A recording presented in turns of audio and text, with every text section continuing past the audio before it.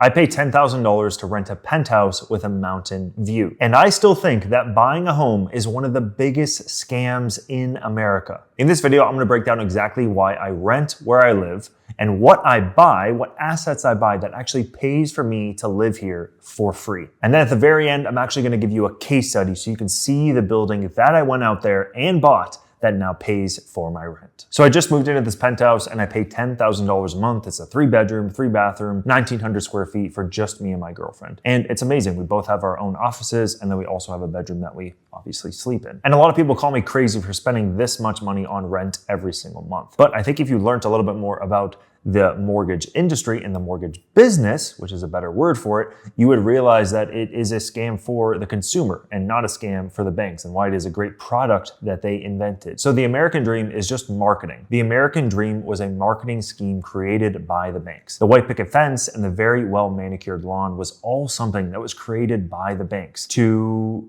hopefully encourage people to go out there and buy a primary residence. Because at one point, the banks needed to lend out the money. And there was nothing big enough that consumers could go out there and purchase that would warrant the banks to give them such a large loan. And so they had to create this marketing, which was the American dream, that you must own your own home. And they partnered up with developers to develop homes. This is in the 1960s when they started just mass developing the suburbia of America. That's why you see in the Midwest and in the South, a lot of these markets, a lot of these suburban areas were all built in the 1960s. Isn't it funny that just the 1960s, just all these homes were developed? Well, it's because the banks wanted to lend out the money. The builders started building these homes, and then they partnered up with the banks to sell the homes because the banks needed to get rid of this cash. They wanted to invest this cash, and no better person to give it to than to the consumer. Suburbia was created.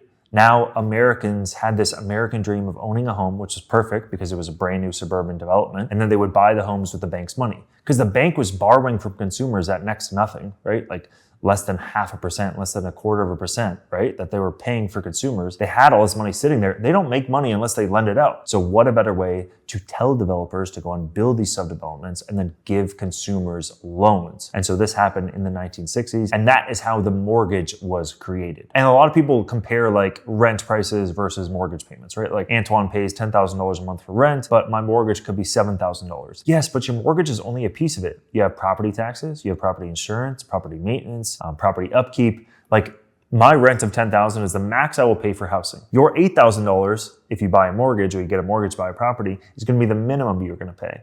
And typically what they recommend is like 5 to 10% of the property value on an annual basis. So let's say, for example, you bought a house for $1 million, and let's say that appreciation is 5%, but maintenance and upkeep is 5% as well, which is very, very low. Right? Like $50,000 a year to upkeep your property or to keep up with it, manage the roof and repairs and HVAC and hot water tank and plumbing and electrical and all this kind of stuff. $50,000 a year, that cash comes out of your pocket. But people say, well, my home appreciates. How fast do you think it's going to appreciate? Do you think it's going to appreciate faster than 10%, 15%, 20%? I doubt it.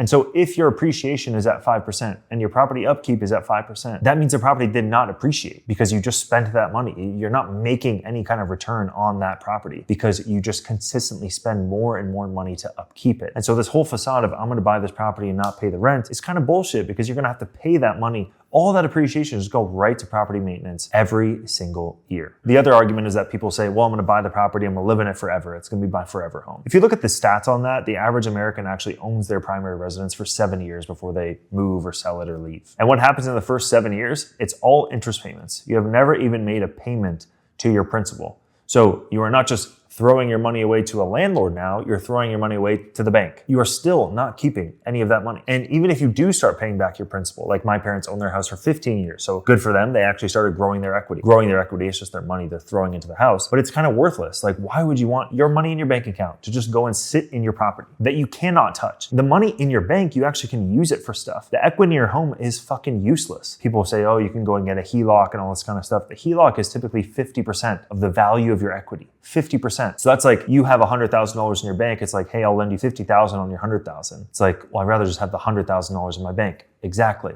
That's why if you rent, it is the max you pay every single month. You can move, you have flexibility. If you don't like it, you can leave. You can cancel your lease for a couple $1,000s and get out of it. Move town, right? You get a job opportunity and you need to move. You don't have to deal with selling the house. You just pick up and leave and move to the next spot. And so for all those reasons, that's why I prefer to rent where I live instead of buying a primary residence. Does this mean I will never buy a primary residence? Probably not. I eventually probably will buy a primary residence, but that primary residence is going to be when I have a large amount of wealth, and where I can pretty much, doesn't matter. It doesn't affect my daily life. But I think for 99% of people in America and around the globe, I think that people should rent. Just financially, it is a better move to rent where you live instead of buying a primary residence. Now, how am I living here for free? So what I do on a daily basis is I go and buy multifamily apartment buildings across the country with my company, Red Brick Equity. If you're an accredited investor, want to learn more about that, click the link down below, top of the description. We buy apartment buildings across the country.